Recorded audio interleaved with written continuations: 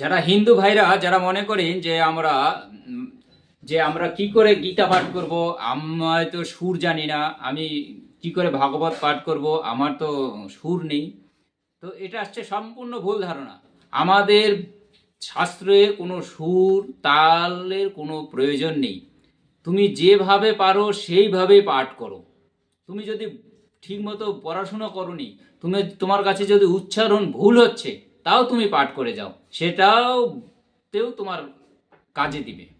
কেন তুমি গীতা পাঠ করতে পারছো না, তোমার উচ্চারণ ভুল হচ্ছে, যে এটা যে এভাবে পাঠ করা যাবে না, এটা নয়। তোমাকে পাঠ করতে হবে। তুমি যদি উচ্চারণ ভুল করছো, তাতেও অসুবিধা নেই, তাতেও ভগবান খুশি হবে যে ভগবানের তুমি গ্রন্থ পাঠ করছো। তোমার কাছে সুর নেই, কোনো অসুবিধা নেই। আমাদের ভগবান এমন একজন ভগবান যিনি পৃথিবীর সমস্ত ভাষা সে জানে।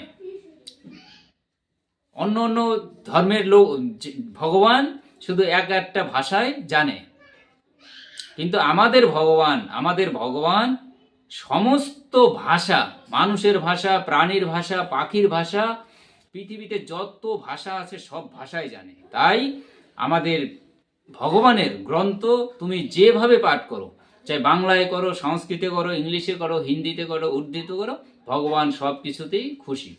শুধু তুমি পাঠ করে যাও, তোমার সুরের কোনো প্রয়োজন নেই। তুমি পাঠ করতে পারছো না, মানে তোমার উচ্চারণ ভুল হচ্ছে, তুমি তাও বলো। তুমি যতটুকু শিক্ষা অর্জন করেছো, তোমার অক্ষর জ্ঞান ভিতরে যতটুকু আছে, তুমি সেইটুক দিয়েই ভগবত পাঠ করো, তুমি গীতা পাঠ করো। তোমার কোনো প্রয়োজন নেই, তো ভগবান বলেনি যে তোমাকে সুর করে খুব সুন্দর গানের মতো করে তোমাকে পাঠ করতে হবে, তোমাকে পড়তে হবে। তুমি যতটুক পারো, যেভাবে পারো পাঠ করো, ডেলি গ্রন্থ পাঠ করো, এবং তুমি সেখান থেকে জ্ঞান অর্জন করো।